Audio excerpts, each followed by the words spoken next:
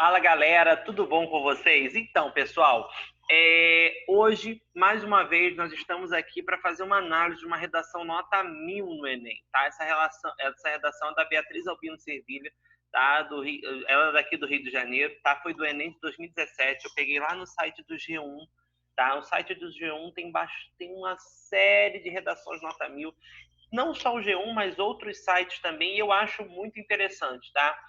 Às vezes eu ouço de alguns alunos assim, mas se eu leio uma redação nota 1000, eu choro, eu fico desmotivado que a minha redação está muito distante. Não, essa redação, na verdade, é para te motivar, é para te mostrar padrões, é para te mostrar meios para você estar chegando lá, tá bom? Então vamos começar fazendo uma análise e aí eu vou destacando algumas coisas que eu acho importante.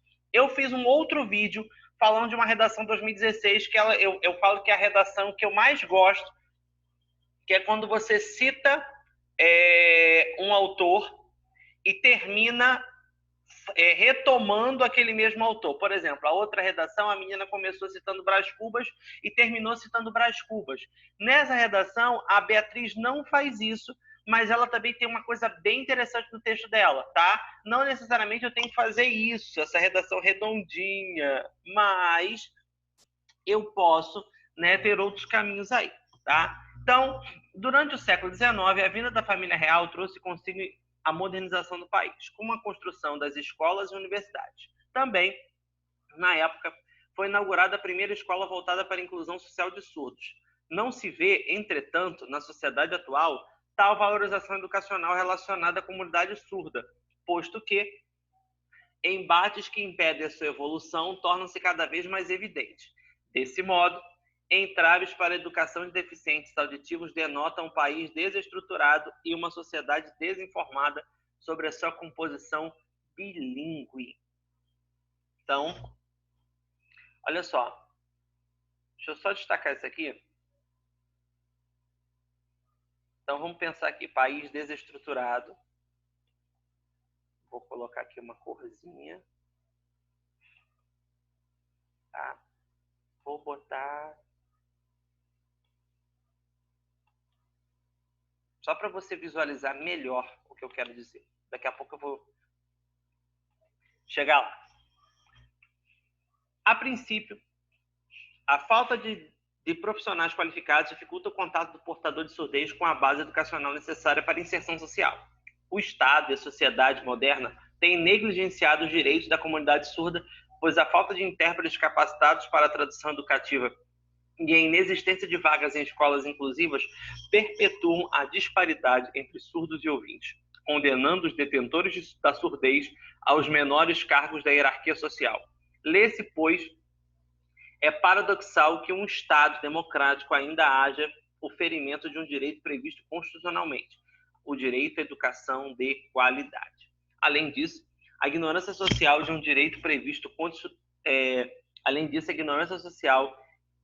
frente à conjuntura bilíngue do país é uma barreira para a capacitação pedagógica.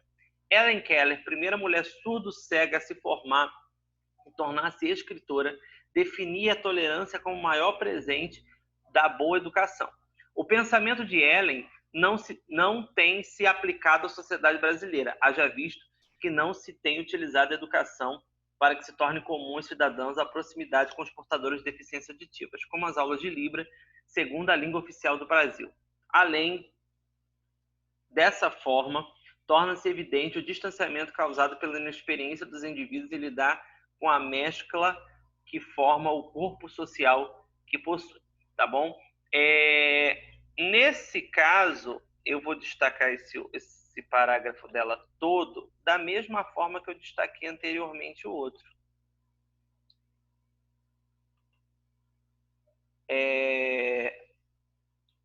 O Estado e a sociedade... Vamos voltar para o segundo parágrafo, só para você ver o que eu vou marcar aqui.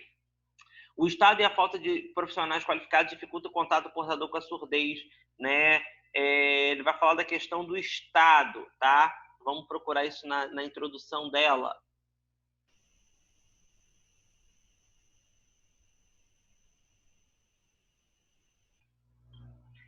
Os embates que impedem a evolução da educação tornam-se cada vez mais evidentes.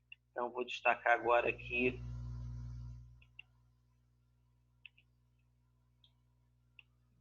sei lá, branco.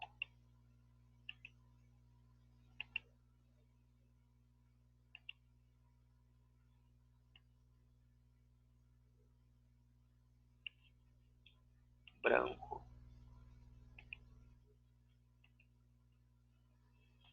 O que eu quero... Fito, por que você está fazendo isso? Para te mostrar uma coisa bem simples, tá?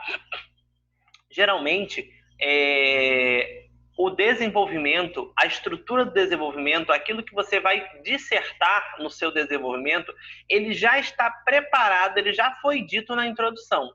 É claro que de uma forma muito simples, muito sucinta, tá? Ela vai falar desses embates, né, que impedem a evolução e torna cada vez mais evidente, né? E aí ela vai dissertar sobre na sua introdução, no seu primeiro parágrafo de desenvolvimento, tá bom? Então observa como está amarradinho. E ela vai falar da questão da desestruturação da sociedade, né, que seria uma causa no seu terceiro parágrafo. Então, o segundo parágrafo ela vai apontar consequências para o problema e no seu último parágrafo de desenvolvimento, ela vai apontar as causas, tá? Então, na hora que você for estruturar a sua redação, pensa sempre nisso, né? Primeiro parágrafo, introdução. Segundo parágrafo, causa. Terceiro parágrafo, consequência. Quarto parágrafo, conclusão. Eu acho que é uma redação bem amarradinha, tá bom?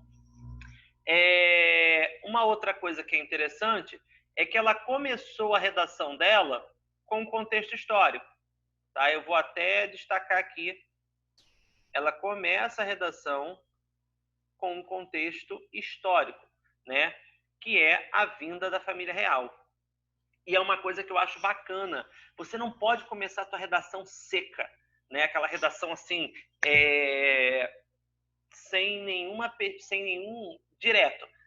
O problema da educação de surdos no Brasil, não. Você deve estar sempre começando ou fazendo uma citação ou citando um momento da história para que o seu texto possa ser valorizado, tá bom? Então, quer valorizar seu texto? Começa citando alguma coisa, começa mostrando na história, né? No outro vídeo, a menina começa a redação falando sobre Machado de Assis, por exemplo.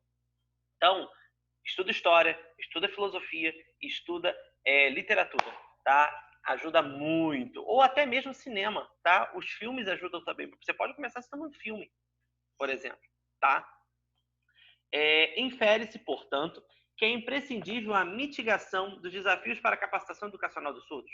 Para que isso ocorra, o Ministério da Educação e Cultura deve realizar a inserção de deficientes auditivos nas escolas por meio da contratação de intérpretes e a disponibilização de vagas em instituições inclusivas, com o objetivo de efetuar a inclusão social dos indivíduos surdos, haja vista que a escola é a máquina socializadora do Estado.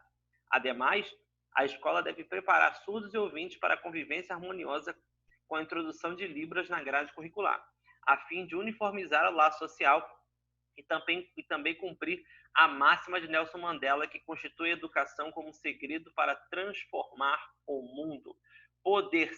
Poder-se-á, assim, visar a educação, de fato, inclusiva no Brasil. Então, nesse caso aqui, ela não fecha falando da família real, mas ela faz um fechamento bacana, tá? Outra coisa que é interessante que ela faz, né? Ela faz uso de conectivos, né? E eu vou destacar aqui alguns conectivos, tá? Você tem um adjunto adverbial, tá? Que vai estar aí funcionando como conectivo. Você tem aqui a palavra também, que também estará funcionando como conectivo. Vou fazer assim para você visualizar bem.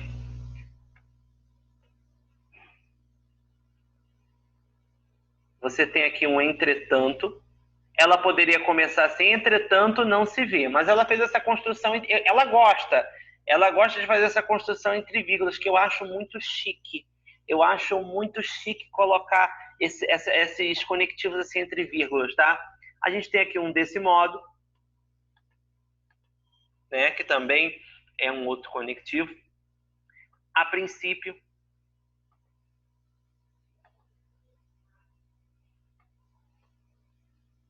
deixa eu só botar de preto que fica melhor. A princípio, o Estado e a sociedade moderna, aqui ela não colocou conectivo, tá? Já foi direto. Se eu tivesse que corrigir a redação dela, eu falaria, coloca aí.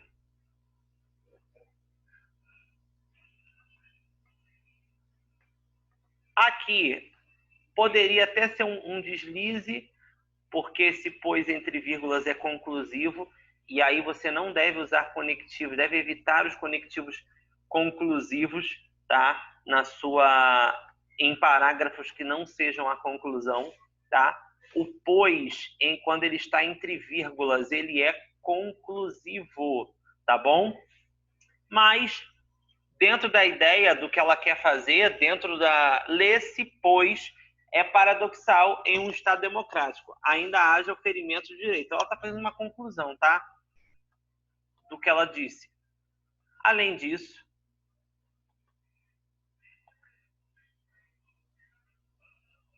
ela também começa falando de Ellen Keller sem o pensamento de Ellen, tá? E ela usa aquilo dessa forma. Só que ela vai usando conectivos ao longo do parágrafo. Então, não começar nesse caso com conectivo não a prejudica tanto, tá bom? Mas se ela pegar um corretor, às vezes você tem corretores que são horríveis, então você tem que tomar cuidado com isso. Infere-se, portanto, ao portanto aí, que é imprescindível para que deve, ademais, tá? Poder-se-á, né? A gente não teria um conectivo aí, mas é uma estrutura que é bem interessante, tá bom? Uma outra coisa que vale a pena de nós falarmos é a questão da conclusão. Tem aluno que tem muita dificuldade da conclusão. E aí, o que eu te digo, né? Como é que você vai fazer a tua conclusão? Primeiro passo, né? Você faz uma frase, né? Que faz o resumo do que você falou anteriormente. Essa frase vai funcionar como um resumo. Tá aqui de amarelinho, tá? É o resumo da tua estrutura textual, daquilo que você já falou, já bateu nos outros 3 parágrafos. E aí depois você vai fazer uma proposta de intervenção. E como é que você vai estruturar esta proposta de intervenção? Você tem que responder algumas perguntas que eu destaquei aqui embaixo, né? Essas perguntas são: quem, onde, quando, como e para quê? Quem vai fazer, onde fazer, quando fazer, como fazer e para que fazer, tá? E aí você tem quem fazer, que vai ser o Ministério da Educação e Cultura, correto? Não tenho aí a resposta do quem fazer, porque já está implícito, correto? Você concorda comigo? Se ele está falando de Ministério da Educação e Cultura e toda a história, toda a redação está voltada para Brasil, então você já fica aqui tranquila que eu já estou respondendo o onde, tá? Deve realizar exceção de deficientes auditivos, tá? Nas escolas, por meio da contratação. Isso aqui, ele vai estar respondendo o como fazer, tá? Como vou fazer isso? Tá aqui. Com o objetivo de efetivar, né? Objetivo de efetivar a inclusão social. Aqui eu tenho o meu para quê, né? Qual é a finalidade disso? A finalidade está aí. Ademais, né? A escola, aí ele dá 2 propostas de intervenção. É interessante que você comece a partir de hoje a colocar 2 propostas de intervenção, né? Uma você joga no peito do Estado e a outra você joga para outros sujeitos da sociedade, né? Escola, a sociedade como um todo. Você pode fazer isso. Na outra redação, a menina usou 3 propostas de intervenção, tá bom? Então, ela vai começar agora falando da escola, e aí você entende, né? Subentende-se que a escola, as escolas como um todo, as escolas do Brasil, tá? Então, você vai ter aí a escola, né? Deve preparar surdos ouvintes para a convivência harmoniosa. com a introdução de Libras na grade curricular. Ela está falando aqui como fazer, que é a introdução de Libras na grade curricular, tá bom? E aí ela está falando para que fazer, para ter uma convivência harmoniosa, tá? Então você vai ver que ela fez aqui dessa forma, tá? A fim de uniformizar o laço afetivo e social e também cumprir a máxima de Nelson Mandela, tá?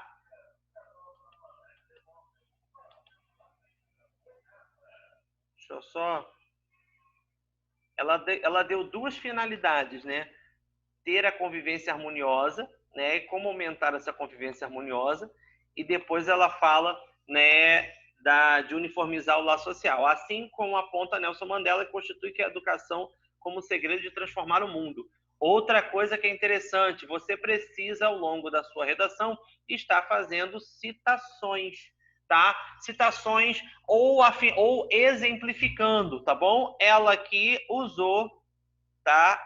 Nelson Mandela. Assim como ela citou Helen Keller, ó, tá? Ela vai citar também, né? Deixa eu ver aqui, a Constituição, previsto pela Constituição, direito à educação, o direito à educação de qualidade, previsto pela Constituição. E ela também vai citar, na introdução dela, né? Ela vai fazer um recorte histórico, que é a vinda da família real. Então, você observa que ela fez, ao longo do seu texto, né, ela vai citando situações, vai contextualizando. Ela não faz uma redação seca, como eu vejo muitos alunos estarem fazendo para mim, estão fazendo para mim. Redação seca, né? Ela fez uma contextualização histórica, ela depois cita a Constituição, ela depois cita um exemplo e ela depois cita uma frase, tá? Lembrando que a citação que ela fez é uma citação com as suas próprias palavras, é uma paráfrase, é uma citação indireta, é muito mais eficaz do que uma citação direta, entre aspas. Porque quando você faz uma paráfrase, você mostra para quem está lendo a sua capacidade de concluir um raciocínio, de sintetizar um raciocínio, de explicar esse raciocínio com as suas próprias palavras. Tudo bem, pessoal? Então, a gente vai fechar por aqui, tá? Fazendo essa análise desse texto do Enem de 2017, uma redação nota 1000, tá bom? Não é um bicho de 7 cabeças. Olhem para assistam esse vídeo, assistam ao outro vídeo, e aí tenta entender o que está faltando para você. O que você tem mais dificuldade. E aí você treina. Gente, redação é treino. Não existe. Se você quer ter músculos, você vai para a academia e vai treinar durante muito tempo. Se você quer escrever bem, você tem que treinar. Tá bom? Então, pessoal, fiquem com Deus. Muito obrigado e até o nosso próximo vídeo.